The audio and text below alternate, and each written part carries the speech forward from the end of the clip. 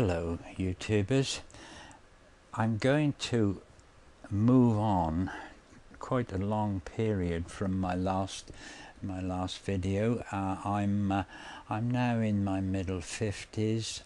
Life at home has been wonderful for many years. My children have grown up and left home, daughter having gone into nursing, my son into university and then into engineering, and my foster son established in a in his own flat. And I want to tell you about this life-changing experience. I know that sounds dramatic, but it really was, and something that was going to take me over the next 7 years.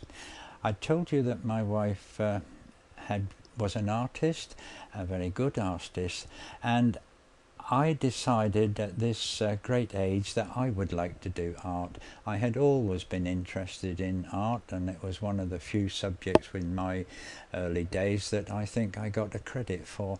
So I'd always wanted to do it, but as an adult, of course, when you first do something as difficult as art, you're going to look like a child, and your efforts are very poor, and it would be very intimidating for me to do that at home, especially with my wife being such a good artist. And so I decided I'd go through the sort of education route.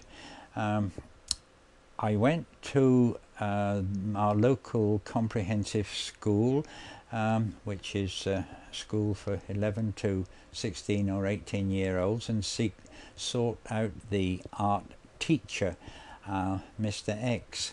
If he watches this, he'll know who he is, and he'll know how grateful I am to him. I asked him, I said I'd paid all my taxes and education was for all, and I wanted to learn art. Well, I expected him quite naturally to say, oh yes, well of course there's plenty of adult places, and give me the names of night schools and other institutions. But bless his heart, he didn't say that at all. He said, well, you can sit down there with that lot if you like. That lot, as he referred to them, endearingly, I thought, were a group of young boys and girls, I guessed at that time probably around about 14 or something, who were getting on with their work in his class. He said, I'll set you up something and you can start. So I hadn't brought any kit, but he gave me some paper and a pencil. He set up some boxes for me, and he asked me to draw them, with a view obviously that to see if I had any perception of the rules of perspective. And of course it felt very, very strange, and I was very, very worried, but of what the people would be thinking of me.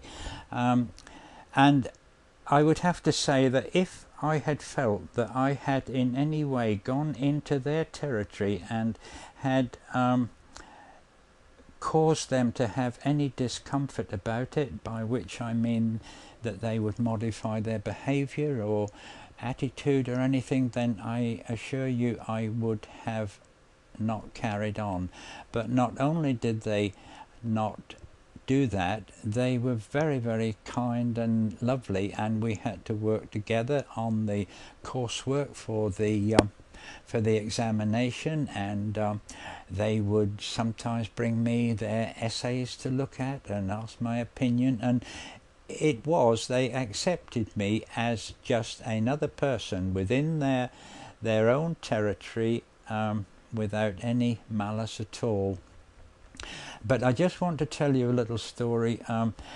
Imagine, if you will, that a class has ended, the bell has gone, and children are rushing about full of excitement and fun to get out to do their next lesson, or they're out into their recreation time, and I'm walking along the corridor against the flow, or they're all chatting away but giving me space, until one boy with a group of followers is obviously not going to. And as we get near, we sort of have a slight collision, and he says something like, "Are you all right, mate?" Well, of course we know that isn't what he meant, so I replied, hoping that my voice hadn't gone 2 octaves higher. I said, "Yeah, yes, thank you, it's very good, I like it here, it's great fun," and walked on. I mean, no way was I going to sort of turn round. I wouldn't want to see his bum or any of the gestures, but I mean, he had sort of with those words, what he meant was, "This is my territory, what the F are you doing here? If you give me any grief, you're in trouble." But what I have to say is that he was the only one out of 1,500 who ever gave me that that problem. And of course it wasn't the problem.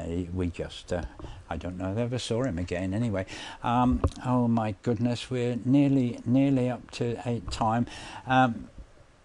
So next time I will tell you what happened after that examination, where I went and what I did, and what a joy it was. But before I go, I'd just like to appeal to any Chinese, English-speaking Chinese who might run across me, and